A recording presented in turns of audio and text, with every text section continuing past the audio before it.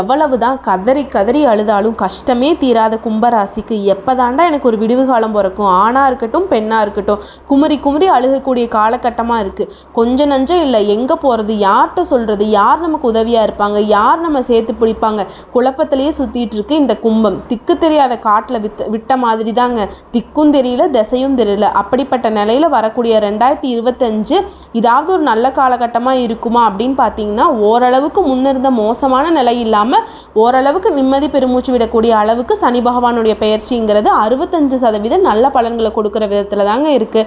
மீதி இருக்கக்கூடிய 35% எப்படி நம்ம மாற்றுறது, எப்படி நம்ம சீர் செஞ்சுக்கிறது. இப்போ வரக்கூடிய சனி அப்படிங்கிறது கும்பராசிக்கு திருக்கணித பஞ்சாங்கத்தின்படி என்னென்னா பாத சனின்னு சொல்லுவோம். பயப்படாதீங்க, பாத சனி அப்படின்னா பயம் வேண்டாம். சனி பகவானை பொறுத்த வரைக்கும் நீங்கள் எந்த மாதிரியெல்லாம் இருக்கணும் அப்படிங்கிறத சொல்லிடும். நீங்கள் கரெக்டாக ஃபாலோ பண்ணால் போதும், வரக்கூடிய பாதிப்புலேருந்து தப்பிச்சிடலாம். அது என்ன, அதாவது மார்ச் மாதம் 29ஆம் தேதி 2025 இரவு 9:43 2027 ஜூன் மாதம் 3ஆம் தேதி வரை அடுத்த 2.5 வருஷத்துக்கு கொஞ்சம் பார்த்து நீங்கள் சூதானமாகத்தாங்க இருக்கணும். நல்லது எது, கெட்டது எது, எது நல்லவங்க யாரு, கெட்டவங்க யாரு, அவங்களுடைய செயல்பாடுகள் எப்படி இருக்குது, நம்மளுடைய செயல்பாடுகள் எப்படி இருக்குது, நம்மளுடைய எதிர்காலம் எப்படி இருக்குது, எல்லாமே திட்டமிட்டு தாங்க செயல்படணும். நம்ம உண்டு நம்ம வேலை உண்டு அப்படின்னு தான் இருக்கணும். மற்றவங்க விஷயத்தில் தலையிடவே கூடாது. மற்றவங்க நம்ம விஷயத்தில் தலையிடாமே நம்ம பார்த்துக்கணுங்க. எங்கும் கவனமாக இருக்கணும், எதிலும் கவனமாக இருக்கணும். ஆல்ரெடி கும்பத்தை பொறுத்த வரைக்கும் அப்படி தான் இருக்கீங்க.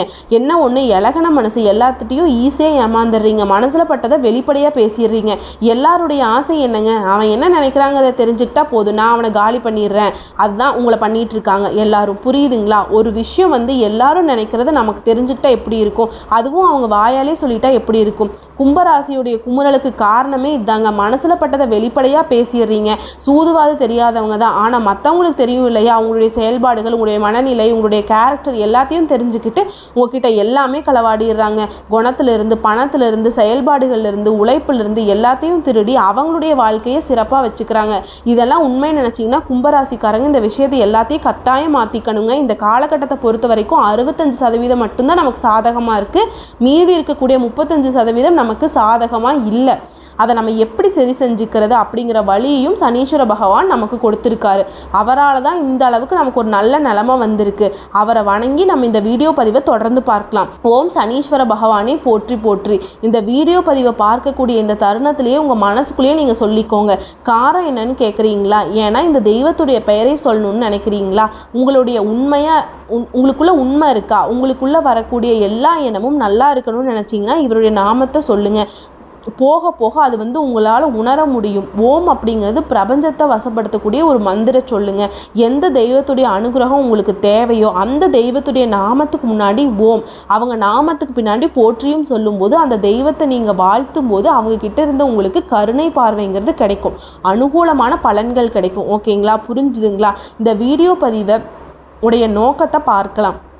கும்பராசியை பொறுத்த வரைக்கும் இந்த சனி பகவானுடைய பயிற்சி அப்படிங்கிறது மீன ராசியில் நடக்குதுங்க.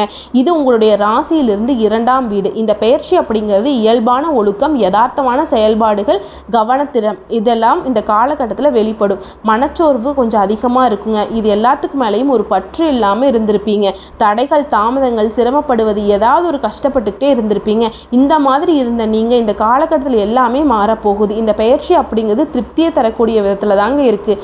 பொருளாதார ரீதியாக நீங்கள் கஷ்டப்பட்டுட்டு இருந்த நிலை நீங்கும். பொருளாதார நிலை திருப்தியை கொடுக்கும். முக்கிய சில சவால்களை இந்த காலகட்டத்தில் நீங்கள் சந்திப்பீங்க. அதையும் நீங்கள் திறமையாக சமாளிக்கக்கூடிய அளவுக்கு சாதகமான அமைப்பில் நிற்குது. மன அமைதியை மேற்கொள்வீங்க. பிரார்த்தனை, தியானம் இதெல்லாம் உங்கள் மனசுக்கு தெளிவையும் திருப்தியும் கொடுக்க போதுங்க. எந்த ஒரு விஷயத்தையும் நீங்கள் நம்பிக்கையோடு செஞ்சு முடிப்பீங்க. எந்த ஒரு விஷயத்தையும் நீங்கள் நம்பிக்கையோடு எதிர்கொண்டு நிற்க முடியும். அதுக்கெல்லாம் நீங்கள் தியானம் பண்ணுறதும் பிரார்த்தனை பண்ணுறதும் உறுதுணையாக இருக்கும். இந்த காலகட்டத்தை பொறுத்த வரைக்கும் சனீஸ்வர பகவானுடைய பெயர்ச்சியின் காரணமாக உங்களுடைய உத்தியோகம் எப்படி இருக்குது, தொழில் எப்படி இருக்குது, காதல் எப்படி இருக்குது, குடும்ப உறவு எப்படி இருக்குது, திருமண வாழ்க்கை எப்படி இருக்க போகுது, நிதி நிலைமை எப்படி இருக்க போகுது, ஆரோக்கியம் எப்படி இருக்க போகுது, மாணவர்களுக்கு எப்படி இருக்க போகுது அப்படிங்கிறத தெளிவாக பார்த்து நம்ம இந்த வீடியோ பதிவில் தெரிஞ்சுக்கலாம். இந்த வீடியோ பதிவை தொடர்ந்து பாருங்கள். முதல்ல உத்தியோகத்தை பார்க்கலாம். நீங்கள் 7.5 சனியோட கடைசி கட்டத்தில் இருக்கிறதுனால பணியிடங்களில் சின்ன சின்ன சவால்களை சந்திக்க நேரும். மழை போல் குவிஞ்சிருக்கக்கூடிய பணிகள் கூட திட்டமிட்டு செயல்பட்டால் நேரத்தில் அந்த பணிகளை செய்து முடிக்க முடியும். 7.5 சனியோட தாக்கம் இன்னும் உங்களுக்கு இருக்கிறதுனால பணிச்சூழல் அப்படிங்கிறது சந்தேகத்துக்கும் தவறுக்கும் இடமின்றி எல்லாத்தையும் நம்புற மாதிரி வச்சுக்கும். ஆனால் நீங்கள் இந்த இடத்துல என்ன பண்ணணும், புத்திசாலித்தனத்தை பயன்படுத்திக்கணுங்க. கடினமாக உழைப்பை மேற்கொள்ளணும். உழைப்புக்கு ஏற்ற நல்ல பலன்கள் நிச்சயமாக கிடைக்கும். சனீஸ்வர பகவானை பொறுத்த வரைக்கும் யாரெல்லாம் உழைக்கிறாங்களோ அவங்களுக்கெல்லாம் உயர்வை கொடுப்பாருங்க. நீங்கள் எப்போவுமே உழைக்கிறதுக்கு ரெடியாக தான் இருக்கீங்க. உங்களோட வேலையும் மற்றவங்களோட வேலையும் இழுத்து போட்டு செய்யக்கூடிய அளவுக்கு உங்களோட செயல்திறன் அதிகரிக்கும். உத்தியோகத்தில் எந்த ஒரு பாதிப்பையும் ஏற்படுத்த மாட்டார். தொழில் செய்யக்கூடிய அன்பர்களுக்கு மாற்றத்தை எதிர்பார்க்கலாம். அதற்கான நடவடிக்கை இப்போ நீங்கள் செஞ்சீங்கன்னா முயற்சி செய்தால் வெற்றி நிச்சயமாக உண்டுங்க. அதே நேரத்தில் புதிய நிறுவனம், உங்கள் பதவி பொறுப்புகள், நிர்வாகத்தில் இருக்கக்கூடிய உங்களுடைய எதிர்பார்ப்புகள் எல்லாமே நிறைவேறும். ஆனால் எந்த ஒரு விஷயத்தையும் செய்கிறதுக்கு முன்னாடி நல்லா ஆராய்ச்சி செஞ்சு நம்ம இந்த விஷயத்தில் தான் செய்கிறோம், நம்ம இந்த விஷயத்தை கரெக்டாக பண்ணுவோமா அப்படின்னு நினச்சதுக்கு அப்புறம் தான் அந்த விஷயத்துக்குள்ளேயே நம்ம இறங்கணும். எல்லாமே ஓகேவா, நம்ம கரெக்டாக தான் பண்ணிகிட்டு இருக்கோமோ அப்படிங்கிறதெல்லாம் யோசிச்சு தான் பண்ணணும். பிழை இல்லாமல் செயல்பாடுகள் நீங்கள் மேற்கொள்ளணும் அப்படின்னா சிந்தித்து செயல்படுங்க. நீங்கள் நல்ல நிலையில் இருக்கிறது இந்த காலகட்டம் திட்டமிட்டு செயல்படுவது தான் கை கொடுக்கும். உத்தியோகம் சார்ந்த முடிவுகளை இந்த காலகட்டத்தில் தெளிவாக எடுக்க முடியும். உத்தியோகத்தை பொறுத்த வரைக்கும் சனீஸ்வர பகவானுடைய பயிற்சி அப்படிங்கிறது ரொம்ப சாதகமாக இருக்குது. அடுத்து காதல் மற்றும் குடும்ப உறவை பார்க்கலாம். தகவல் தொடர்பு திறன் மேம்பாடு நிற்கும். குழந்தைகள் கிட்ட உங்களுக்கு இருந்த கருத்து வேறுபாடுகள் நீங்கும். குழந்தைகளுடைய எதிர்பார்ப்புகளை உங்களால் திருப்திப்படுத்த முடியும். உறவுகளின் அனுசரித்து நடந்துக்கிட்டிங்கன்னா, விட்டு கொடுத்து நடந்துக்கிட்டிங்கன்னா உறவும் சரி காதல் உறவும் சரி நல்லா இருக்குங்க. குடும்பத்தில் இருக்கிறவங்க உங்களுக்கு ஒத்துழைப்பாக இருப்பாங்க. முக்கியமாக இந்த காலகட்டத்தில் யாரையும் உடனே நீங்கள் தப்பாக நினச்சிடக்கூடாது. ரொம்ப யோசிச்சு தான் நல்லவங்க யார் கெட்டவங்க யார் அப்படிங்கிறத நீங்கள் ஜட்ஜ் பண்ணணும். அதே மாதிரி எதிர்மறையான சிந்தனைகள் விட்டு ஒழியுங்க. உங்கள் வார்த்தைகளை கவனமாக பயன்படுத்துங்க. அதுதான் உங்களுக்கு நல்லது. வார்த்தை பார்த்துட்டிங்கன்னா தேர்ந்தெடுத்து தான் பேசணும். அதே மாதிரி சகோதர சகோதரிகளுடைய உறவு இந்த காலகட்டத்தில் சுமூகமாக இருக்கும். புதிய உறவுகளை தேர்ந்தெடுக்கும் போது கவனமாக இருக்கணும். அது நட்பு ரீதியாக இருக்கட்டும், காதல் உறவாக இருக்கட்டும். புதுசாக உங்களுக்கு ஒரு உறவு வருகிறது அப்படின்னா அது மேலே ஒரு கண்ணு வச்சுக்கிட்டே தான் இருக்கணும். கரெக்டாக இருக்கா இந்த உறவு அப்படிங்கிற மாதிரி உங்கள் பர்சனல் விஷயத்தை யார்கிட்டையும் பகிர்ந்துக்கவே கூடாதுங்க. ஒருத்தவங்களை நீங்கள் சந்திக்கிறீங்கன்னா அவங்கக்கிட்ட நெருங்கி பழகுவதற்கு முன்னாடி யோசித்து ஆராய்ஞ்சு தான் பழகணும். பழக்க வழக்கத்தில் கவனம் இருங்க. மற்றபடி குடும்பமும் சரி காதல் உறவும் சரி நல்ல நிலைமையில் தான் இருக்குது. அடுத்து திருமண உறவை பற்றி பார்க்கலாம். திருமணத்துக்காக காத்துட்ருக்க ஆணாக இருக்கட்டும் பெண்ணாக இருக்கட்டும் இந்த காலகட்டத்தில் ஒரு நல்ல செய்தி உண்டு. நல்ல வாழ்க்கை துணை அமையும். சரியான துணையை நீங்கள் தேர்ந்தெடுப்பதற்கான வாய்ப்பு அதிகமாக இருக்குது. ஆல்ரெடி திருமணமான கணவன் மனைவி பிரிஞ்சிருந்தாங்கன்னா அவங்க கூட கடந்த காலத்தில் இருந்து மனக்கசப்பு நீங்கும். காயங்கள் ஆகியவற்றை மன்னித்து இணக்கமாவீங்க. குடும்பத்தோடு இணைந்து சந்தோஷமாக நேரம் கழிப்பதற்கு வாய்ப்புகள் அதிகமாக இருக்குது. சிறந்த நேரம்னே சொல்லலாம். உங்களுக்குள்ளே இருந்த கருத்து வேறுபாடுகள் நீங்கும். ஒருத்தருக்கு ஒருத்தர் நல்ல விதத்தில் புரிந்து நடந்துக்குவீங்க. இத்தனை நாளாக எப்படியோ, ஆனால் இனிமேல் வரக்கூடிய காலகட்டத்தில் ஒருத்தருக்கு ஒருத்தர் நல்லா புரிஞ்சுக்குவீங்க, விட்டு கொடுத்து நடந்துப்பீங்க. வாழ்க்கை துணைக்கிட்ட கும்பராசி பொறுமையாக இருந்தீங்கன்னா உங்களுக்கு ஒரு வலுவான திருமண வாழ்க்கையும் அமையும். திருமண வாழ்க்கை அழகாக சரி செஞ்சு கொடுத்துருக்குறாருங்க சனி பகவான். அடுத்து நிதிநிலையை பார்க்கலாம். உங்கள் தேவைகள் எல்லாமே நிறைவேற்றி கொள்ளக்கூடிய அளவுக்கு பணம் இருக்கும். என்னதான் செலவு அதிகரித்தாலும் அந்த செலவுக்கு எல்லாமே சுப செலவுகள் தாங்க இருக்கும். பலகாலத்துக்கு உங்களுக்கு பயன் தரக்கூடிய விதத்தில் தான் இருக்கும் செலவுகள்.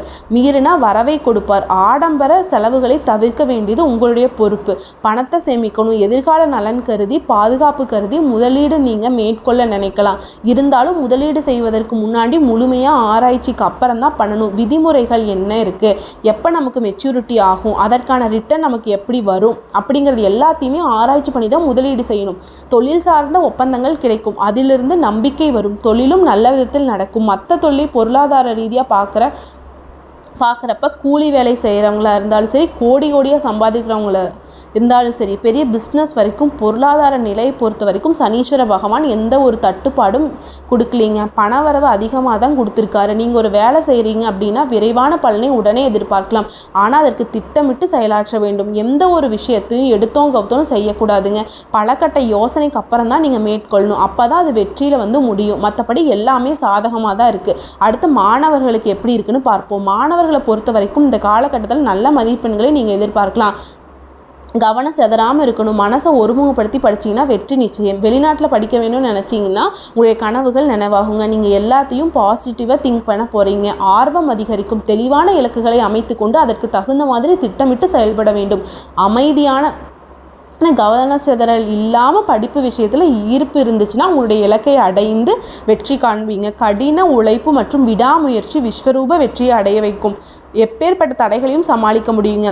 இதை மனசில் வச்சுக்கோங்க. இலக்குகளில் கவனம் செலுத்துனீங்கன்னா முன்னேற்றம் தானாக உங்களை வந்து சேருங்க. மாணவர்களுக்கு சூப்பராக இருக்குது. அடுத்த ஆரோக்கிய விஷயத்துக்கு வருவோம். இந்த காலகட்டத்தில் உங்கள் ஒட்டுமொத்த ஆரோக்கியம் மேம்பட்டு நிற்கும். இருந்தாலும் ஆரோக்கியத்தின் மீது அக்கறை வேணுங்க.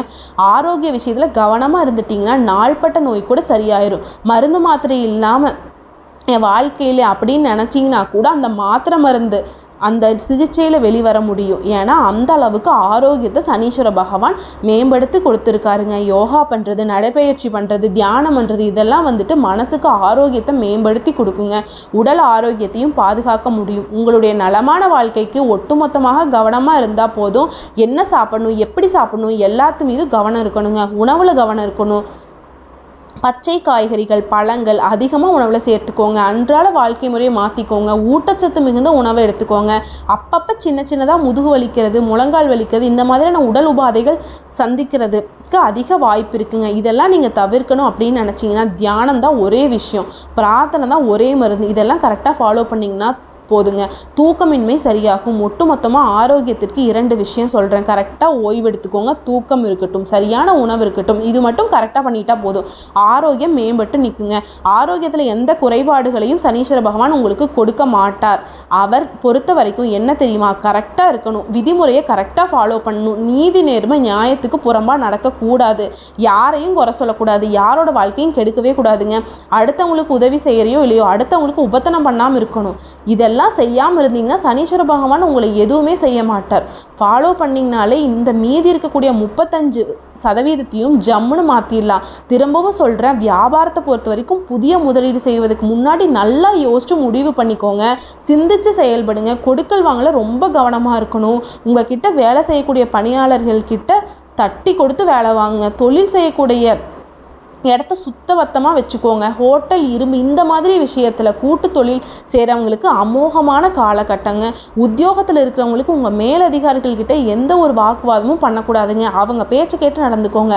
அதுவே உங்களுக்கு உத்தியோகத்தில் உயர்வை ஏற்படுத்தி கொடுக்கும். அதை விட்டுட்டு நீங்கள் ஏதாவது பிரச்சனை பண்ணிங்கன்னா அது உங்களுக்கு பாதகமாக தான் மாறும், சாதகமாக மாறுறதுக்கான வாய்ப்பே இல்லைங்க. நீங்கள் எதிர்பார்த்த சம்பள நிலுவைத் தொகை எல்லாமே இந்த காலகட்டத்தில் உங்கள் கைக்கு வரும். அலுவலகத்தில் தேவையற்ற பேச்சுக்களை குறைக்கணுங்க. சக ஊழியர்கள்கிட்ட உங்கள் சொந்த விஷயத்தை அளவோடு பகிர்ந்துக்கோங்க. எல்லாத்தையும் போய் சொல்லிட்டு இருக்காதீங்க. அளவுக்கு மீறி சொல்லாமல் இருக்கிறதா ரொம்ப நல்லது. முடிஞ்ச அளவுக்கு தவிர்ப்பது மிகவும் சிறப்புங்க.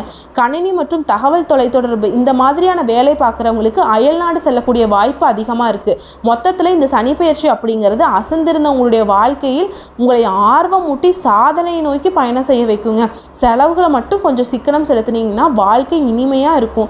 உங்களை பொறுத்த வரைக்கும் இன்னும் சிறப்பாக இருக்கணும் அப்படின்னு நினச்சிங்கன்னா பரிகாரம் அப்படிங்கிறது சென்னை பல்லாவரத்திற்கு அருகில் உள்ள பொலிச்சலூரில் அருள்பாலிக்கும் வட திருநள்ளாறுன்னு சொல்லக்கூடிய சனீஸ்வர பகவானை கேட்ட நட்சத்திரத்தானே போய் வழிபட்டுட்டு வந்தீங்கன்னா தடைகள் எல்லாமே தகர்ந்து போகுங்க. அப்புறம் மனநலம் பாதிக்கப்பட்டவங்களுக்கு உதவி செய்கிறதுனால நினச்சது எல்லாமே கைகூடி வரும். ஆக மொத்தத்தில் இந்த பாதசனி அப்படிங்கிறது கும்பராசிக்கு சரி செய்யக்கூடிய விதத்தில் தாங்க இருக்குது. காலை ஓட்டின மண்ணு மாதிரி தான், தட்டி விட்டுட்டு போயிட்டே இருக்கலாம். மற்றபடி எல்லாமே சாதகமாக இருக்குது. வரக்கூடிய சின்ன சின்ன தடைகளையும் தாமதங்களையும் சொல்லக்கூடிய விஷயங்களையும் ஃபாலோ பண்ணிங்கனாலே சரி செஞ்சுக்கலாம். 100க்கு 100% சாதகமாக மாற்றிக்கொள்வதற்கான வாய்ப்பு உங்கள் கையில் தாங்க இருக்குது. நல்லதே நடக்கும், நல்லது மட்டுமே நடக்கும். வாழ்க்கையில் ரொம்ப சந்தோஷமாக இருக்கணும்னா ஓம் சனீஸ்வர பகவானே போற்றி போற்றி அப்படிங்கிற இந்த நாமத்தை சொல்லிக்கிட்டே இருங்க. உங்களுக்கு கடவுள் நல்ல வாழ்க்கையை உங்களுக்கு கொடுத்துருவாருங்க.